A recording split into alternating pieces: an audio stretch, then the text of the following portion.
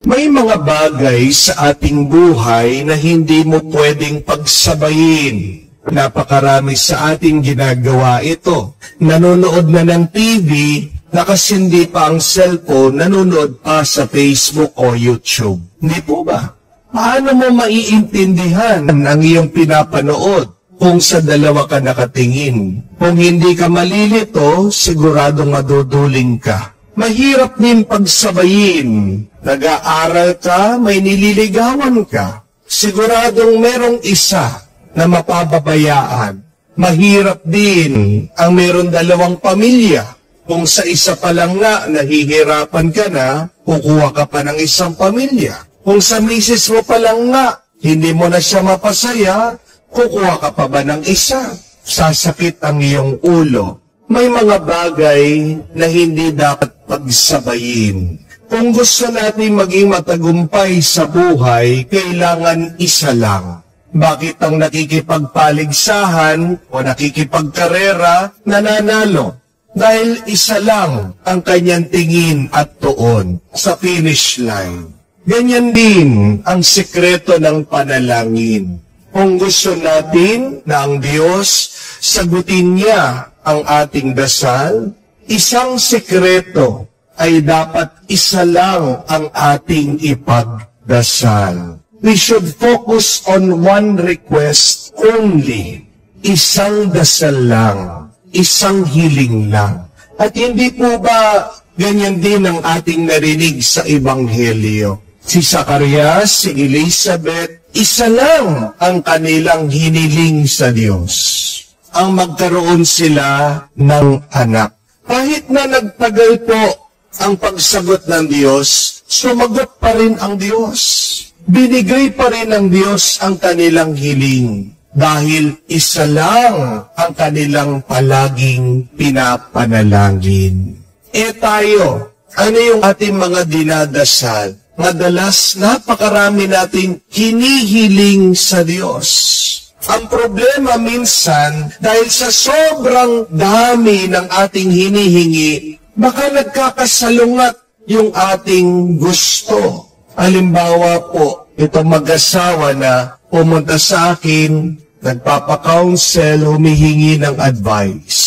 Ang kanilang problema, bumabagsak na ang kanilang business, ang kanilang negosyo. Nagdadasal sila sa Diyos kung anong kailangan gawin. Sabi po nitong babae, nitong misis, Father, di na ako makatulog. Ang dami na naming utang. Gusto na naming ibenta itong negosyo.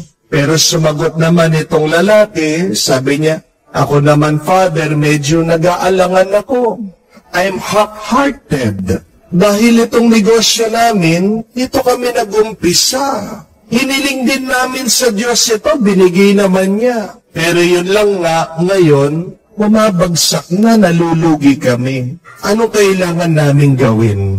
At sabi ko po dito sa dalawa, yung problema nyo. Dahil dalawa yung iyong gusto. Isa lang dapat, kailangan magdesisyon kayo. Ano ba talaga ang gusto nyo? Manatili yung business o ibenta nyo? Kahit naman ng Diyos, pag naririnig kayo, malilito. Kaya nga, hindi pa niya maibigay kung ano yung gusto nyo. Dahil, hindi malinaw kung ano ba talaga. Kailangan isa lang. At pag sigurado na kayo sa kung ano ang iyong gusto, pagtulungan niyong ipanalangin. Pagtulungan niyong ipagdasal sa Diyos. Tayo, ano ba yung isang bagay na gusto nating ibigay ng Diyos?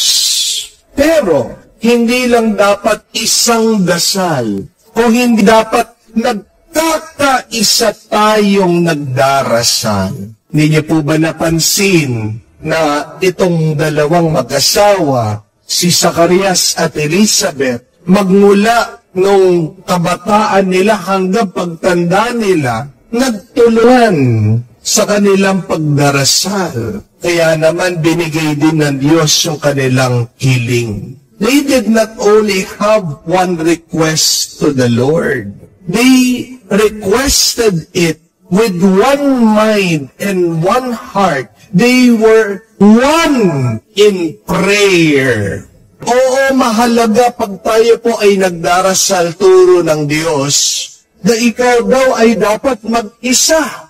Sabi ni Jesus, dapat ikulong lang yung sarili sa kwarto at kausapin mo ang Ama na hindi nakikita. Pero hindi po ba mahalaga din na nagdarasal kasama ang iba? Kung hindi mahalaga ang nananalangin na may kasama, bakit naririnig natin sa Ebanghelyo ng ating Panginoon, pumupad sa templo, kasama pa niya ang kanyang mga magulang, si Maria at si Jose. Bawat taon, sila'y pumupunta sa templo, nagdarasal na nanalangin. At kahit na nung pagtanda ni Jesus at may panganib na sa kanyang buhay, hindi siya tumigil sa pananalangin kasama ng ibang tao.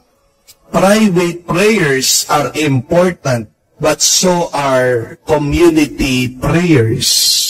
Yan yung dahilan bakit tayo ay bumabalik bawat linggo sa simbahan para magdasal ng sama-sama. At makapangyarihan ng dasal ng sama-sama. Hindi lang yung isa ang iyong inihiling, pero nagkakaisa tayo sa panalangin. Kamukha po nung minsan din, meron lumapit sa akin sang bata. Sabi niya, Father, gusto ko pong magpari. Sige, sabi ko, tutulungan kita. Pumunta po ng seminaryo, nag-test. Pagbalik, sabi niya, Father, final interview na po, sabi niya. Pagdasal niyo po ako, pinagdasal ko po. Pagkatapos po ng interview, hinihintay namin yung resulta. Pagdating, bumagsak siya. Nagtataka ako kung anong problema. Ito yung kanyang ina, parating, sabi niya, Father, ako po kasi pinagdasal ko, hindi pumasa yung anak ko. Ha? Bakit?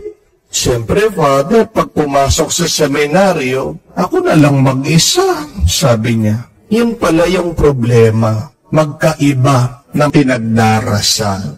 Ano ang inyong dasal? Ano ang inyong gustong hilingin sa Diyos? Paano ipagkakalob ng Diyos ang iyong hinihiling? Kung merong kontra, kung merong salungat sa iyong dasal. Hinihiling mo sa Diyos, Lord, sana po gumaling ako. Yung palang kamag-anak mo na may sakit ng loob sa'yo, pinagdarasal ka, sana mamatay na yan. Hindi po ba?